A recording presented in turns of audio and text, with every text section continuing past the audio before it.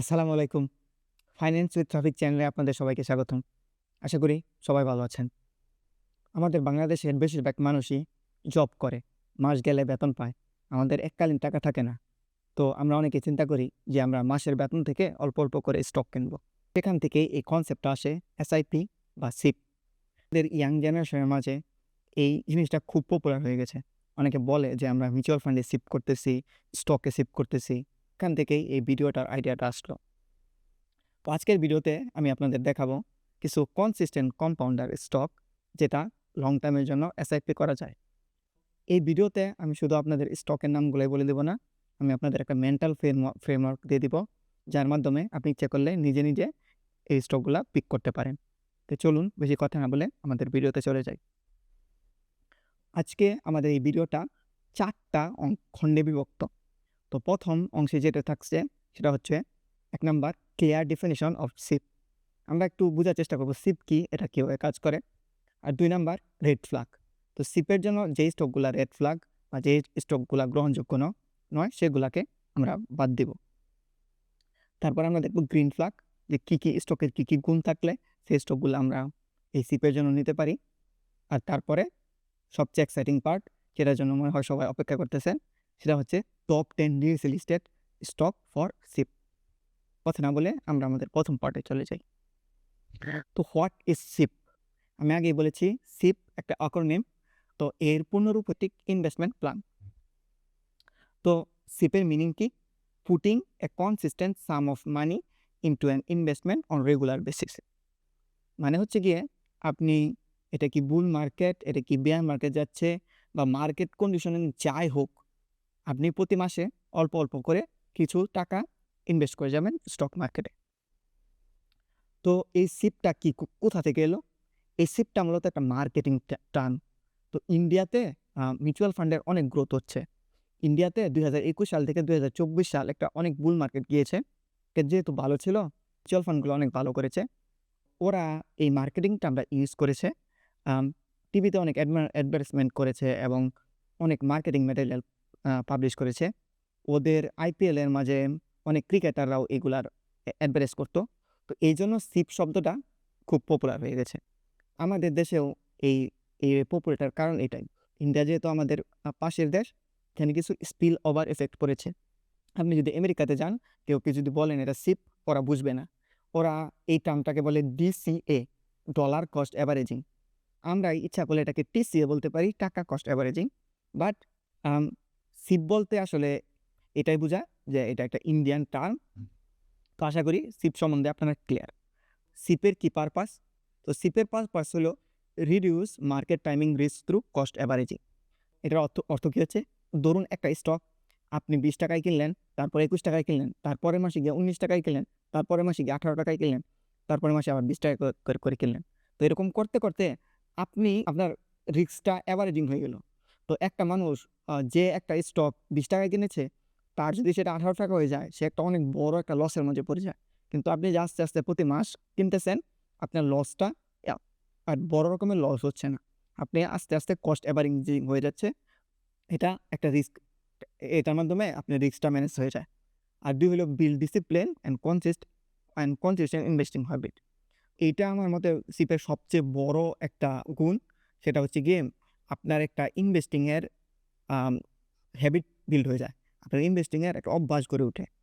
আপনি ধরে নিলাম যে আমি প্রতি মাসে 5,000 টাকা ইনভেস্ট করি। তাহলে কিন্তু এটা যদি আপনি আস্তে আস্তে করতে থাকেন, সেই টাকাটা কিন্তু আপনার খরচ করতে ইচ্ছা করবে না। আপনার ইচ্ছাই করবে সেই টাকাটা আমি মার্কেটে দেই। তো এটা একটা খুব ভালো যেটা গুণ হচ্ছে, সিপের সবচেয়ে খুব ভালো গুণ হচ্ছে যে আপনার একটা হ্যাবিট বিল্ডিং হয়ে যায়। 3 নাম্বার পয়েন্টটা হচ্ছে keeps investor away from emotional buy এবং সেল ডিসিশন। আপনি যদি কোনো ডিসিপ্লিনভাবে ইনভেস্ট না করেন, তাহলে দেখা যাবে কি স্টকের একটু দাম বাড়তেই আপনি বিক্রি করে দিবেন। আর আবার একটু দাম কমে গেলে আপনি প্যানিকে পড়ে যাবেন। তো যেহেতু আপনি মাসে মাসে শিফট করতেছেন, আপনি মাসে মাসে স্টক কিনতেছেন, তাহলে সেখানে আপনার কোনো প্যানিক হওয়ার জায়গা নাই, আবার ইউফোরিয়ার জায়গা নাই। এইটাও ইনভেস্টের জন্য অনেক কার্যকর। আর লাস্ট পয়েন্ট হচ্ছে benefit from long term compounding over time. So আপনি কম্পাউন্ডিং ইফেক্টও পাবেন এই সিপের মাধ্যমে। তো আশা করি আপনারা বুঝে গেছেন যে সিপের কী গুণাবলী, সিপ কেমনে করে বা সিপ কীভাবে করে। তো সিপের জন্য আমি একটা ফর্মুলা বের করেছি। এটা মূলত আমার বানানো ফর্মুলা। সেটা হচ্ছে value investing plus growth investing plus discipline. আমরা ভ্যালু ইনভেস্টিং এর কনসেপ্টটাও নিব, গ্রোথ ইনভেস্টিং এর কনসেপ্টটাও নিব এবং সাথে ডিসিপ্লিন এড করব। ডিসিপ্লিন কি? আমরা স্টক প্রতি মাসেই কিনবো। স্টক মার্কেট যেখানেই থাকুক, বুল মার্কেট, বিয়ার মার্কেট, ভয় পাবো না, প্রতি মাসেই কিনবো। এই ডিসিপ্লিনটা ইম্পর্টেন্ট। তো আমরা ভ্যালু ইনভেস্টিং, গ্রোথ ইনভেস্টিং এর সাথে ডিসিপ্লিন যোগ করতেছি, হয়ে গেল সিপ ইনভেস্টিং। তো ভ্যালু ইনভেস্টিং আপনারা তো সবাই জানেন। আপনারা বেশিরভাগ মানুষই ওয়ারেন বাফেটের নাম শুনেছেন, মনীশ পাবরার নাম শুনেছেন। তো ভ্যালু ইনভেস্টিং কি? একটা স্টককে মার্জিন অফ সেফটি নিয়ে কিনা। আপনি একটা স্টককে দেখবেন যে এটা কি আন্ডার ভ্যালুড নাকি আন্ডার ভ্যালুড স্টক কিনা। গ্রোথ ইনভেস্টিং হচ্ছে গিয়ে একটা স্টককে রিজনেবল বাই কিনা, ভালো স্টক মানে সবচেয়ে বেস্ট কোয়ালিটির স্টক আপনি দরকার হলে একটু বেশি দাম দিয়ে হলেও কিনে নেবেন। তো আমরা দুইটা ইনভেস্টিং মেথোলজিকে কম্বাইন করতেছি, সাথে ডিসিপ্লিন এড করতেছি, হয়ে গেল সিপ ইনভেস্টিং।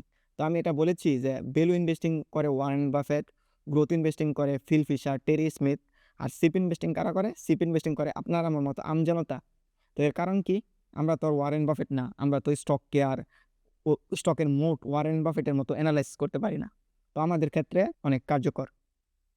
তো চলুন আমরা এখন রেড ফ্ল্যাগে চলে যাই।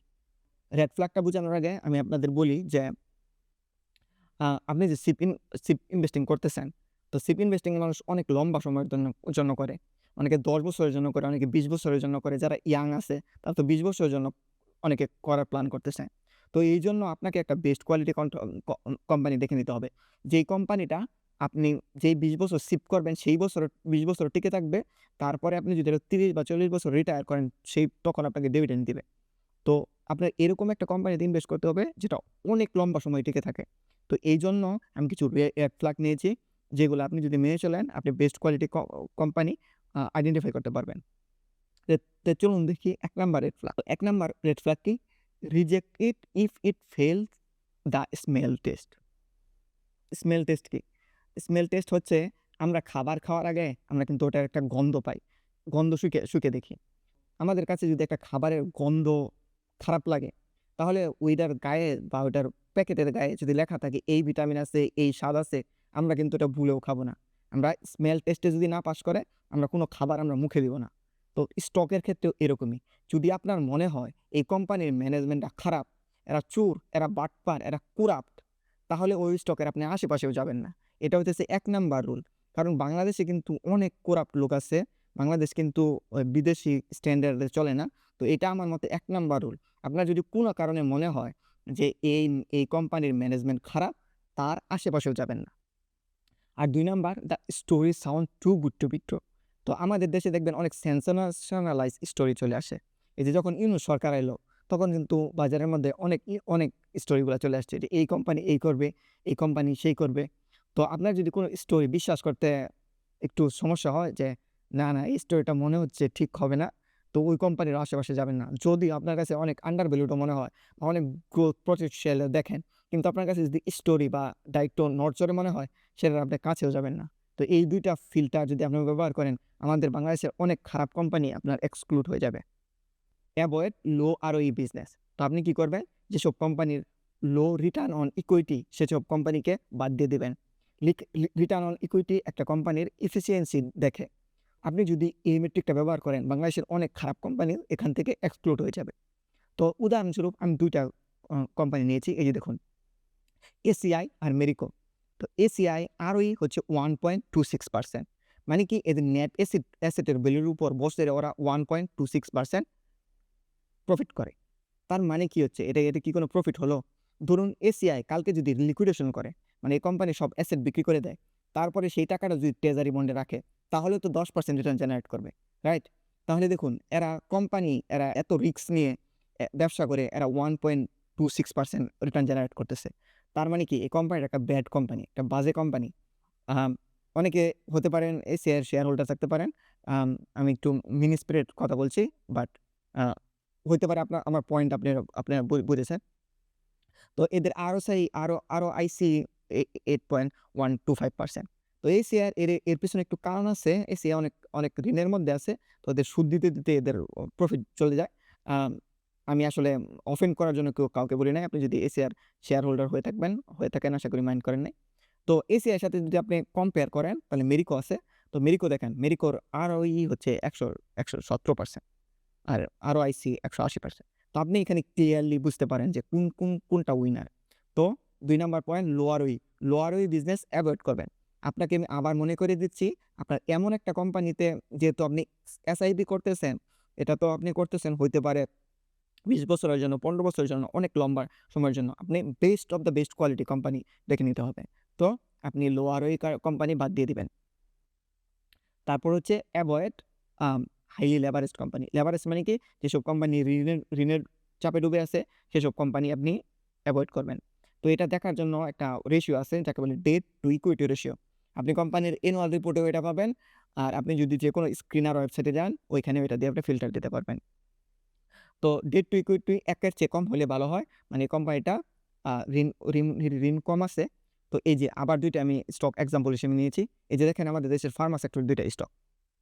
বেকন ফার্মা আর স্কয়ার। তো এটা ডেট বেকন ফার্মার ডেট টু ইকুইটি রেশিও হচ্ছে কি 1.54% আর স্কয়ারের 0 ডেট কোম্পানি, কোনো ঋণই নাই।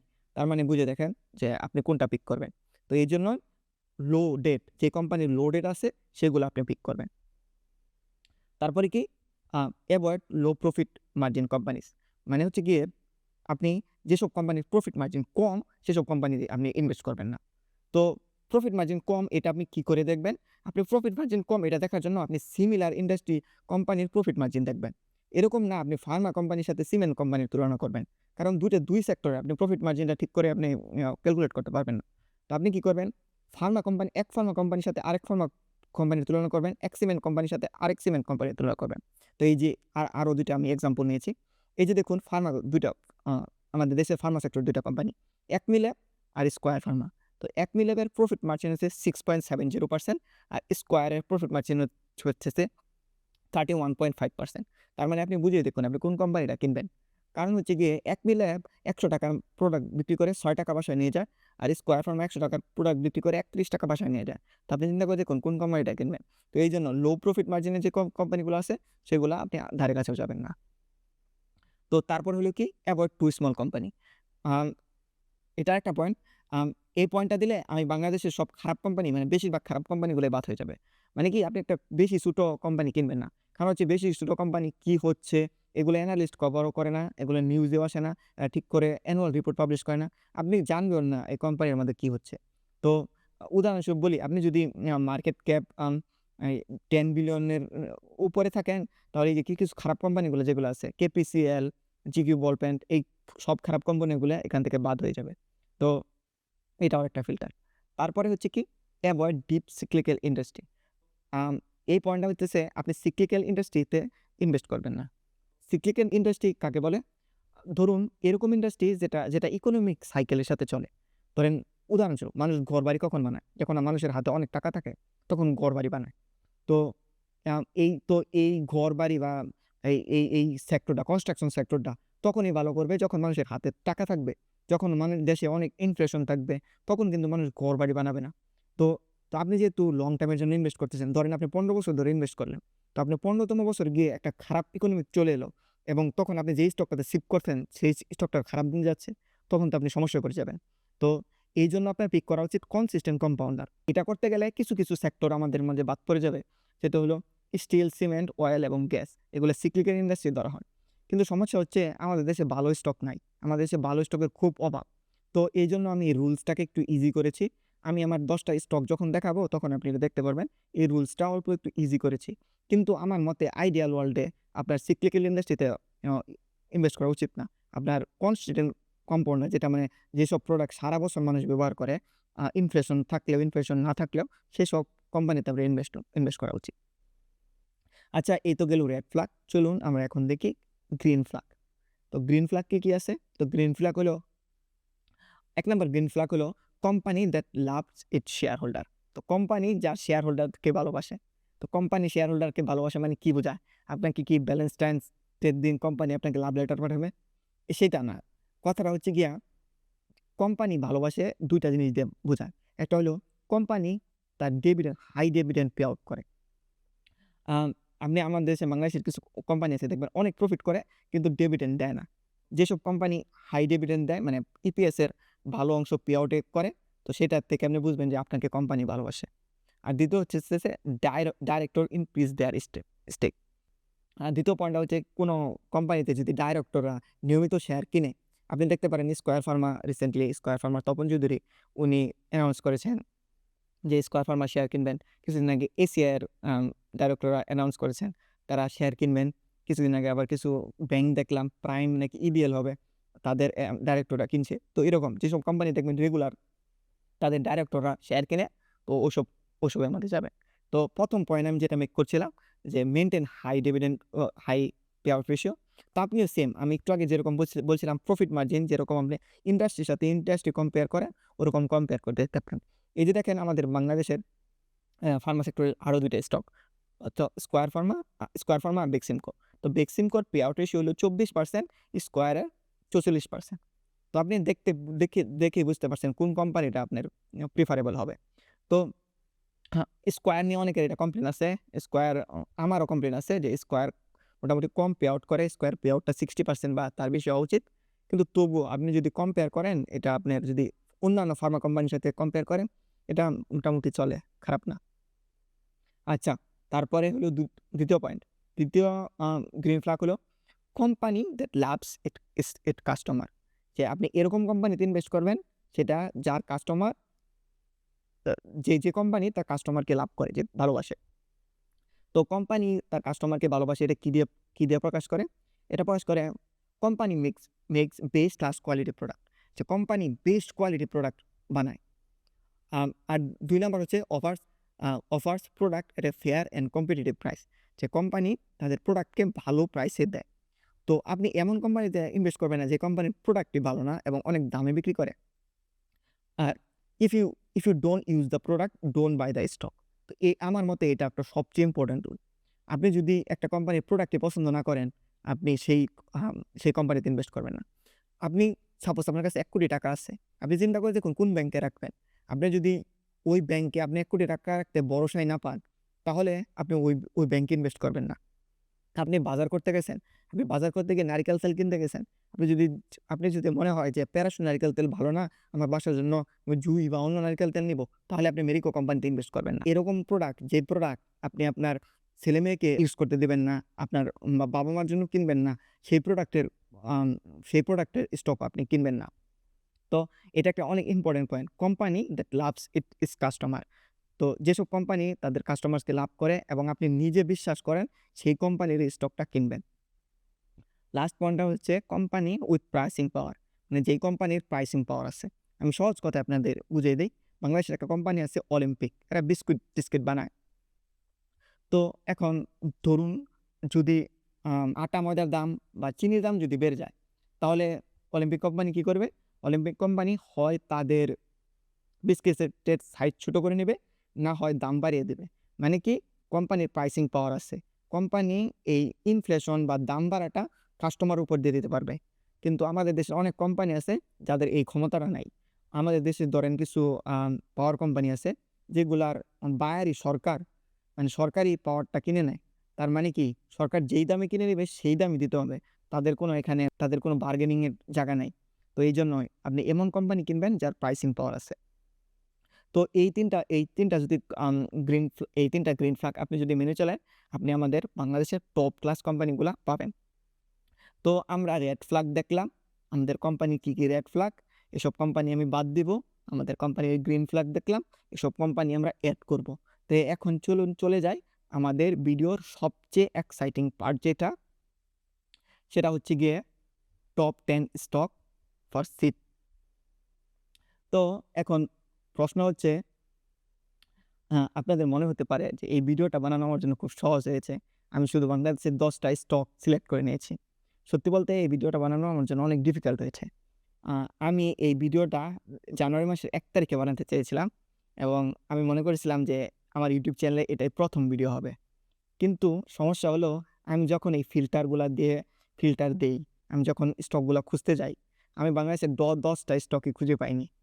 তো আমি ভেবেছিলাম যে এই ভিডিওটাই বানাবো না, এই ভিডিওটা ডিলিট করে দিব। কিন্তু পরে চিন্তা করে দেখলাম যেহেতু এখানে তো আমরা সবাই ইনভেস্টর, আমরা সবাই বাংলাদেশের মার্কেট সম্বন্ধে জানি। তো এই ভিডিওটা যদি আমি শেয়ার করি এখানে যদি 10টা ভালো স্টকও মানে টপ কোয়ালিটি স্টকও না থাকে, তাহলেও মানুষ তাদের নিজের জাজমেন্ট ইউজ করে অন্ততপক্ষে বুঝতে পারবে যে কোন স্টকগুলা ভালো বা কোন স্টকগুলা খারাপ।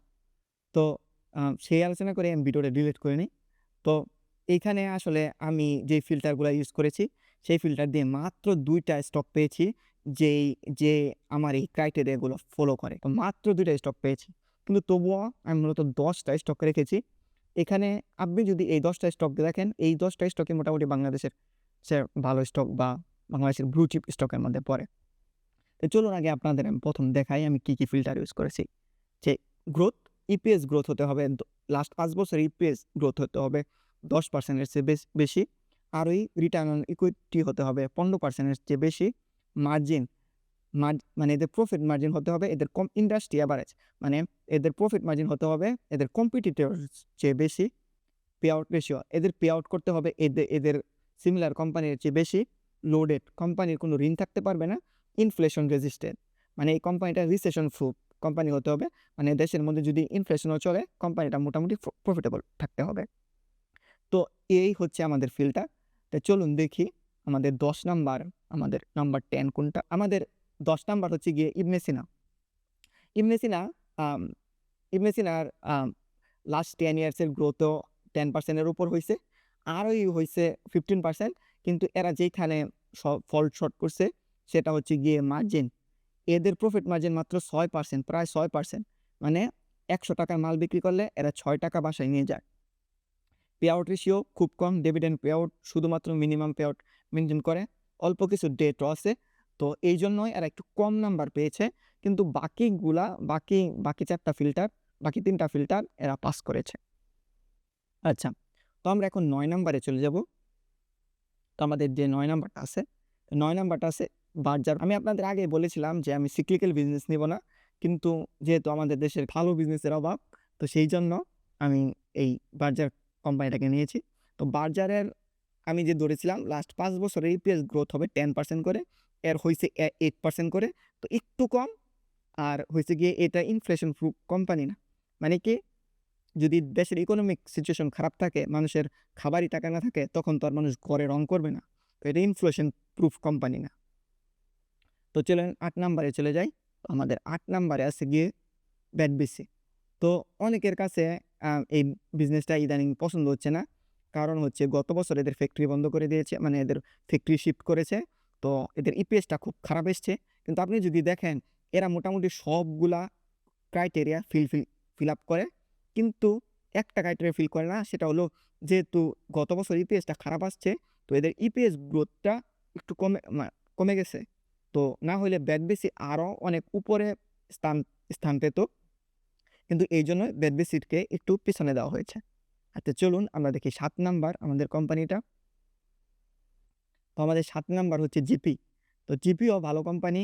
এদের হাই আরওই, ভালো প্রফিট মার্জিন, ডিভিডেন্ডও পে আউট ভালো করে। Debt to equity ratio reasonable. এদেরও কিছু ডেট টু ইকুইটি রেশিও আছে। এদের কিছু ডেট আছে কিন্তু রিজনেবল।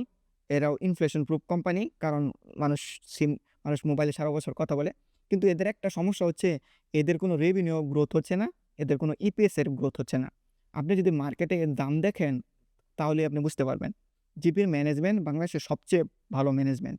কিন্তু মার্কেট এটাকে প্রাইসিং করছে না, এর কারণ হতে পারে। তো এদের ইপিএস গ্রোথ নাই দেখে এরা 7 নাম্বারে চলে আসছে। তো এখন দেখুন আমরা 6 নাম্বার। তো 6 নাম্বারে দেখুন এলএইচবি। তো এলএইচবি আমার মতে এই যে দেখুন সবগুলা ফিল্টার ফলো করে। এলএইচবি একটা খুব ভালো কোম্পানি। কিন্তু এরও এই যে সমস্যা হচ্ছে গিয়ে এরা ইনফ্লেশন রেজিস্ট্রেশন না। মানে কি, যদি ইকোনমিক সিচুয়েশন খারাপ থাকে, মানুষের যদি পেটে ভাত না থাকে, তাহলে তারা তো আর বিল্ডিং বানাবে না।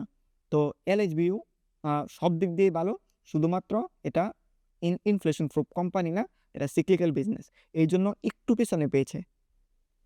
তো চলুন আমরা এখন টপ 5 এ চলে আসছি। আমাদের টপ 5 এ কি আছে? তো টপ 5 এ আছে রেকিট কোম্পানি। তো রেকিট কোম্পানি আপনি যদি দেখুন, এরা মোটামুটি সবগুলা বক্সে টিক করে। এদের প্রফিট মার্জিনটা একটু কম, মানে রিজনেবল প্রফিট মার্জিন।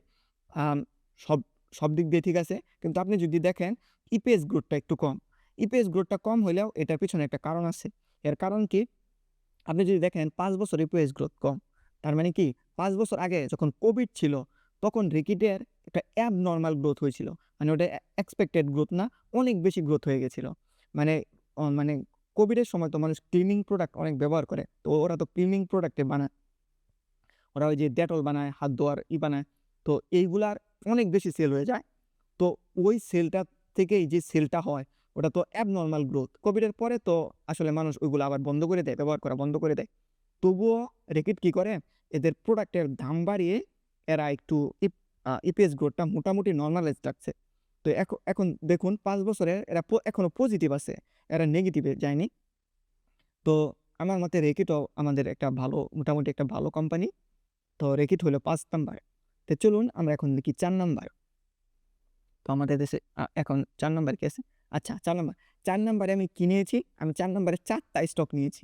তো এর কারণ হচ্ছে কি, আমি যদি একটা করে নিতাম তাহলে এটা অনেক লম্বা লিস্ট হয়ে যেত। তো আমি 4 নাম্বারে আমাদের বাংলাদেশের 2nd টায়ার সব ব্যাংকগুলা নিয়ে নিয়েছি। তো 1st টায়ার ব্যাংক যদি ধরেন, আমাদের দেশে 1st টায়ার ব্যাংকগুলোর মধ্যে হবে Dutch Bangla bank, BRAC bank, ইসলামী ব্যাংক, এগুলো অনেক লার্জ ক্যাপ বড় ব্যাংক। কিন্তু আমাদের দেশে 2nd ব্যাংক যেগুলো আছে এগুলো সবগুলো ভালো ব্যাংক। তো এরাও মোটামুটি সব ক্রাইটেরিয়া ফলো করে। এদের ইপিএস গ্রোথ 5 বছরে ভালো হয়েছে, এদের প্রফিট মার্জিনও ভালো, আর পে আউট রেশিও তো আমাদের গভর্নমেন্ট ফিক্স করে দিচ্ছে কি, একটা ব্যাংক মাত্র 17.5% ম্যাক্সিমাম ডিভিডেন্ড দিতে পারবে। তো এটা আর কি ডিভিডেন্ড পে আউট রেশিও ব্যাংকের ক্ষেত্রে প্রযোজ্য না, আর ডেটও ব্যাংকের ক্ষেত্রে প্রযোজ্য না, কারণ ব্যাংকের বিজনেসই ডেট, ঋণের বিজনেস। তো এটাও প্রযোজ্য না। তো আমাদের দেশে এই 2nd টায়ার ব্যাংক যেগুলো আছে এই সবগুলা আসলে এই এই ক্রাইটেরিয়াগুলো ফলো করে। তো আমার মতে হচ্ছে কি, আপনার কাছে যেটা আন্ডার ভ্যালুড মনে হয় সেটা কিনেন।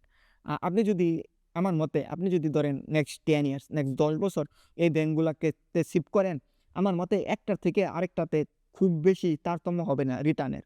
কারণ হচ্ছে কি, এরা ঘুরিয়ে ফিরে সেম বিজনেসই করে। তো আম এখন এখন যেমন ট্রেজারি বন্ডে টাকা রাখতেছে, তারপর আবার নতুন যখন বিজনেস হবে এরা একটার একটা বিজনেস মডেল কপি করে। তো আপনি যদি লং টার্মে শিফট করেন, মাসে মাসে স্টক কেনেন, তাহলে আপনার রিটার্ন মোটামুটি সেমই হবে। তো আপনি আপনি আসলে আপনার লিস্টে এই 4 টা ব্যাংকে রাখতে পারেন। যদি আপনি ব্যাংক কেনেন, অনেক ইসলামিক কারণে ব্যাংক কেনে না। আপনি যদি ব্যাংক কেনেন এই লিস্টে আপনি 4 টা ব্যাংকে রাখতে পারেন। যেই মাসে যেটা কম দামে পাবেন সেটা কিনবেন। তো এই হচ্ছে আমার ব্যাংক নিয়ে মতামত। চলুন এখন দেখি আমরা 3 নাম্বারে চলে যাই। তো 3 নাম্বার আছে আমাদের ব্র্যাক ব্যাংক। তো ব্র্যাক ব্যাংক যেহেতু একটু লার্জ ক্যাপের ব্যাংক, তো এটাকে আমি একটু বেশি প্রাধান্য দিয়েছি। এটার জন্য একটা নিউ লাইন আইটেম নিয়েছি। তো ব্র্যাক ব্যাংক। তো ব্র্যাক ব্যাংক অনেকের কাছে একটু দাম, ব্র্যাক ব্যাংকটা অনেকের সবারই পছন্দ, সব দিক দিয়ে পছন্দ। কিন্তু ব্র্যাক ব্যাংকের যে সমস্যা, সবাই বলে একটু দাম বেশি কিন্তু অসুবিধা। কিন্তু আপনি যদি শিফট করতেছেন, আপনি 15 বছরের জন্য শিফট করতেছেন, তাহলে দাম বেশি হলে কি অসুবিধা? 15 বছর পরে তো আর বেশি দাম থাকবে না। তো ব্র্যাক ব্যাংক আপনি দেখতে পারেন। তারপর দেখুন, এই যে এই ২ টা স্টকই সবগুলা আমার ফিল্টার মেনে চলেছে। আর এই ৮ টা স্টকই আমার সবগুলা ফিল্টার মেনে চলেনি। তো চলুন আমরা এখন দেখি ২ নাম্বার। তো ২ নাম্বার হচ্ছে আমাদের গোট মেরিকো। তো মেরিকোর ইপিএস গ্রোথও ঠিক আছে, high ROE, high margin, higher pay out, almost কোনো ডেট নাই, একটু ডেট আছে, ইনফ্লেশন রেজিস্ট্রেশন কোম্পানি।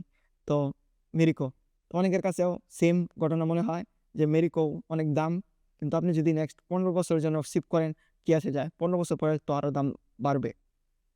তো অনেকে আবার এন্টি ইন্ডিয়া সেন্টিমেন্টের কারণে এই স্টকটা নিতে চায় না। তো চলুন এখন দেখি আমাদের গোট 1 নাম্বার স্টক কোনটা। আমার মতে অনেক অনুমান করে ফেলেছেন, সেটা হচ্ছে কি, স্কয়ার ফার্মা। তো আমাদের যে কিং সেটা হচ্ছে স্কয়ার ফার্মা। স্কয়ার ফার্মা আসলে সব গুলা ফিল্টার মেনে চলে। শিফট করার জন্য আমি এটা বলছি না যে স্কয়ার ফার্মা বাংলাদেশের সবচেয়ে ভালো স্টক, এটা মাল্টি ব্যাগার হবে, এন হবে, তেন হবে। কিন্তু শিফট করার জন্য, এসআইপি করার জন্য সবচেয়ে ভালো স্টক। এর স্ট্যান্ডার্ড ডেভিয়েশন খুব কম। আম হিস্ট্রিক্যালি এটা মূলত ২০০ থেকে ২২০-৩০ রেঞ্জে থাকে। তার মানে কি, আপনার ইমোশনালও বেশি চেঞ্জ হচ্ছে না। আপনি প্রতি মাসে মাসে অল্প অল্প করে কিনতেছেন, ডিভিডেন্ড পাইতেছেন, ডিভিডেন্ড বাড়ছে। তো আমার মতে স্কয়ার ফার্মাটাও একটা ভালো চয়েস হতে পারে যারা স্পেসিফিক, যারা শিফট করেন তাদের জন্য। তো এর মাধ্যমেই এই ভিডিওটা শেষ হয়ে গেল। তো এই ভিডিওর ডিসক্রিপশনে আমি এই পুরা গুগল শিটটা দিয়ে দিব। আপনি আমার ইচ্ছা করলে পুরা এই পয়েন্টগুলো পড়তে পারেন এবং এই লিস্টটাও দেখতে পারেন। এই ভিডিওর ডিসক্রিপশনে আমি এটা দিয়ে দিব। আর ভিডিও ডিসক্রিপশনে আরও পাবেন আমাদের ফেসবুকে কয়টা গ্রুপ আছে, সেই গ্রুপে আমরা রেগুলার ভ্যালু ইনভেস্টিং নিয়ে কথা বলি। আম সেটা পাবেন। তো সেখানে আপনারা জয়েন করতে পারেন। আর কমেন্টে লিখুন আপনার পছন্দের স্টক কোনটা। আমি সেটা নিয়ে ডিটেইল একটা ফান্ডামেন্টাল অ্যানালাইসিস ভিডিও বানাবো এবং সেটা নিয়ে একটা ডিটেইলস ভিডিও বানাবো। কমেন্টে লিখুন আম কোন, কোন স্টকটা নিয়ে আপনি জানতে চান। তো আমার ভিডিও দেখার জন্য অনেক ধন্যবাদ। ধন্যবাদ সবাইকে।